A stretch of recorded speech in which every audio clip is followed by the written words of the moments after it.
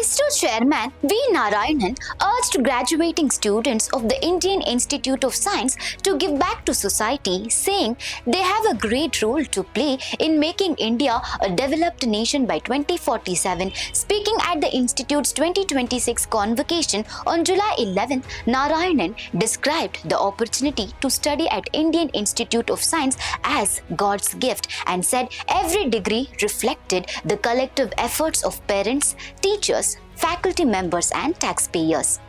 Highlighting India's progress, Narayanan said today's graduates have far greater opportunities than earlier generations. He noted that India has emerged as the world's fourth largest economy since independence and recalled ISRO's achievements, saying the country, which began its space program in 1962, became the first nation to successfully enter Mars orbit on its maiden mission. He added that India is working towards establishing its own space station by 2035 and landing an Indian on the moon by 2040.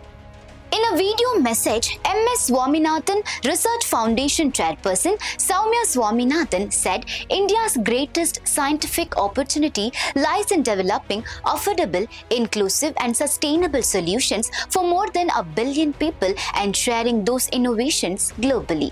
She stressed that ethics must keep pace with technological advances, particularly artificial intelligence, and urged the graduating students to remain intellectually humble while ensuring that science serves society with dignity. So viewers, do you think ethics should be given equal importance as technology, especially in the age of AI?